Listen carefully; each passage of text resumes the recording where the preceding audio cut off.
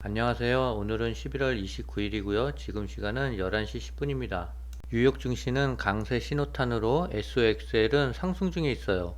중국 경제를 살리기 위해 시진핑이 직접 팔을 걷고 나섰어요. 차이나 전기차 손실 금액이 큰데요. 국내 주식 단타로 만회해볼 예정인데 잘 될지는 모르겠습니다. 구독, 좋아요 부탁드립니다. 차이나 전기차는 오늘도 하락을 해서 마이너스 53%고요. 필 에너지를 400만원 정도 이틀에 걸쳐서 매수를 했어요. 주가가 조금 떨어져서 마이너스 3%고요. SOXL은 지금 3.5% 가까이 상승을 하고 있어요. 그래서 78% 정도 수익 구간입니다. 오늘 3분기 GDP 발표가 있었는데요. 예측보다 좀 높게 나왔어요. 증시에선 어떤 시각으로 바라볼지는 조금 더 지켜봐야 될 것 같습니다. 오늘 새벽 주식의 거장인 찰리 먼거께서 돌아가셨어요. 투자의 규제에 워런 버핏 회장과 함께 40년 이상 버크셔 웨이를 이끌어온 찰리 먼거 부회장이 향년 99세의 나이로 별세를 하셨어요. 찰리 먼거는 버핏과 함께 반평생 투자 철학을 공유해온 친구이자 워런 버핏 못지않은 투자 성과를 낸 월가 최고의 전략가로 불렸대요.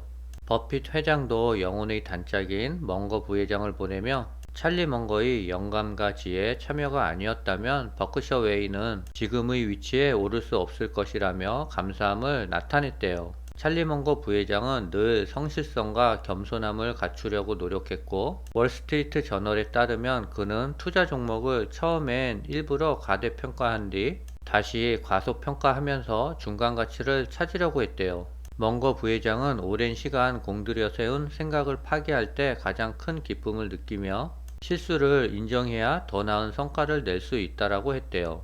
찰리 먼거 부회장은 3조 3,600억 원의 재산을 남겼답니다. 주식의 거장이 별이 되어 하늘로 가셨어요.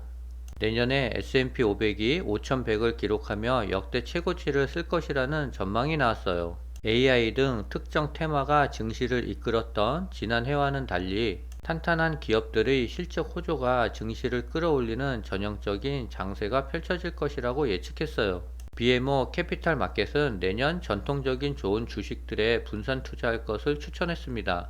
미국 상장사의 임원과 같은 내부자들이 이달 들어 자신이 몸담은 회사의 주식을 적극적으로 사들이고 있대요. 페드의 기준금리 인상이 끝났다는 전망이 힘을 얻은 상황에서 내부자들이 강한 매수세는 강세장의 신호라는 분석이 나오고 있어요. 블룸버그는 데이터 분석업체 워싱턴 서비스 통계를 인용해 이달 들어 27일까지 자사 주식을 매입한 기업 경영진과 임원 등 내부자 수가 900명으로 전월의 2배 이상이었다고 보도했어요.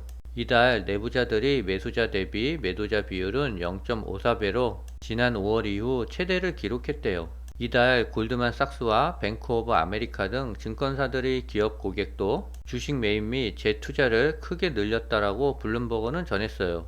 인플레이션이 둔화하고 기준금리 인상이 끝났다는 기대가 커지면서 내부자들이 적극적으로 매수하고 있다라고 설명하고 있어요. 차이나 전기차 주식이 손실이 너무 커서 국내 주식 스윙 전략으로 손실을 만회해볼까 해서 필 에너지를 매수를 했어요.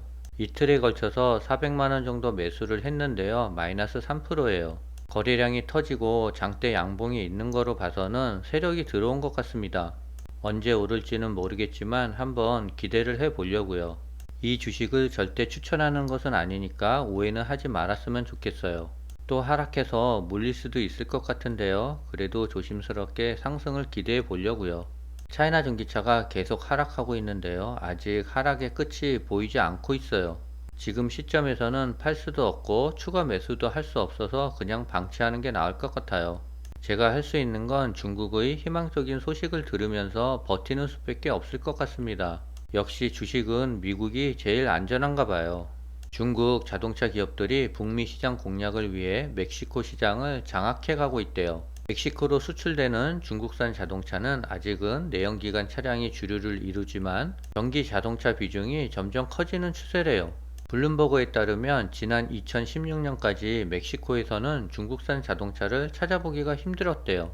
그러나 이젠 멕시코가 주요 수출 시장으로 떠올랐답니다. 올해는 우크라이나 전쟁으로 서방 주요 자동차 브랜드가 대거 철수한 러시아가 중국산 자동차 최대 수입국이지만 멕시코가 그 뒤를 바짝 쫓고 있대요. 상하이 자동차, 체리 자동차, 지리 자동차, 청청 자동차 등이 내연기관 차량 수출을 주도하고 있으며 멕시코 정부가 전기차 충전소 등 관련 인프라를 늘리면서 비아디 등 중국산 전기차 수출도 늘고 있대요. 중국산 자동차가 미국, 유럽, 일본 등 자동차와 비교할 때 가격 대비 성능이 좋다는 점에서 멕시코 소비자 선택이 늘고 있대요. 멕시코 전기차 진흥협회의 회장은 중국 기업들은 짧은 시간에 더 나은 가격으로 전기차를 납품하고 있다는 말로 판매가 급증하고 있는 이유를 설명했대요. 멕시코 당국은 매연이 심한 자국 내 여건을 고려해 전기 택시와 전기 버스를 늘려가고 충전소도 확대해가는 추세여서 앞으로 중국산 전기 차량의 수입 비중이 더 커질 것이라는 게 대체적인 관측이라고 해요. 비아디의 미주 지역 책임자인 스텔라 리는 우리는 멕시코 자동차 산업을 다음 단계로 끌어올리려고 노력하고 있다고 밝혔어요. 사실 중국 자동차 기업들은 멕시코를 미국과 캐나다 등으로 진출할 수 있는 교도부로 본대요. 시진핑 국가주석이 중국 경제를 살리기 위해 직접 양팔을 걷어붙였어요. 시진핑 주석은 29일 중국의 경제 수도 상하이를 찾아 직접 회의를 주재하며 양쯔강 일대 경제 발전을 독려했대요. 이는 경제를 총리에게 맡기고 국가주석은 주로 외교, 국방 등을 담당하던 평소 관례를 깬 행보로 최근 중국이 마주한 어려운 경제 여건 때문이라는 분석이 나오고 있어요. 홍콩 사우스차이나 모닝포스트에 따르면 시 주석이 29일부터 이틀간 상하이에서 양쯔강 경제벨트 회의를 주재한다라고 보도했어요. 소식통들은 SCMP의 상하이 장슈 저장 안우이성 관리자들과 중앙정부 장관급 관리들이 참석하는 이 회의에서 시진핑 주석이 양쯔강 경제벨트 발전을 위해 힘을 합쳐야 한다라고 촉구할 것이라고 전했답니다. 이번 회의는 지난 27일 시 주석 주재로 열린 공산당 중앙정치국 회의에서 양쯔강 경제벨트의 고품질 발전을 강조한 뒤 불과 이틀 만에 열린 것이래요.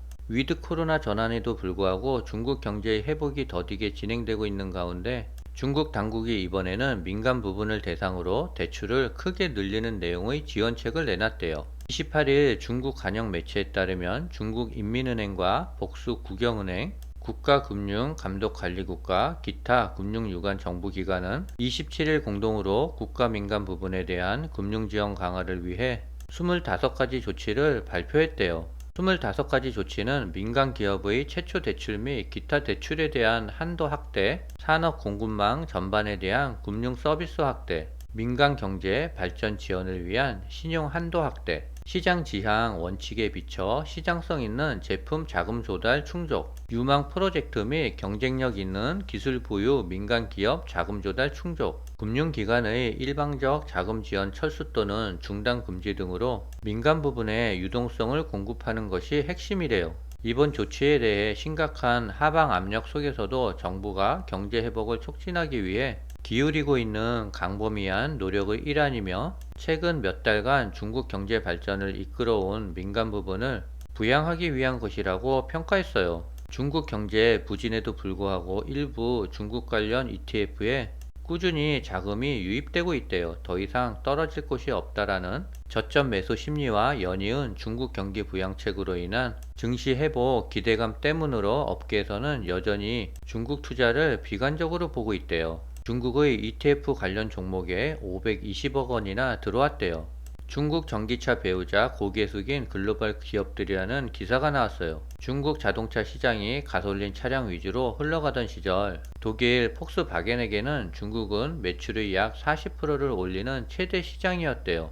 오랫동안 현지 점유율도 1위를 기록했고요. 하지만 수년 전부터 중국이 전기차 시장으로 재편되고 폭스바겐은 전기차 생산에 어려움을 겪으면서 타격을 받기 시작했대요. 이에 폭스바겐은 뒤로 물러서기보다는 2030년까지 중국 내 3대 자동차 제조업체가 되겠다는 야심찬 목표를 세우고 중국 내 생산 방식에서 도움을 받기로 했대요. 이후 중국 현지 업체들로부터 부품 조달을 높이고 중국의 첨단 기술을 손에 넣기 위해 대규모 투자를 했으며 신속한 결정을 위해 중국 내 의사결정권도 강화했대요. 월스트리트 저널은 독일과 일본 등 글로벌 자동차 제조업체들이 전기차 제조 교훈을 얻기 위해 중국에 눈을 돌리고 있다라고 최근 보도했어요. 이들 업체는 이를 통해 전기차 제조에 더 속도를 낼 수 있게 됐으며 중국 업체들과도 더 나은 조건에서 경쟁하게 되었대요. 덩달아 중국의 전기차 제조 방법과 공급업체,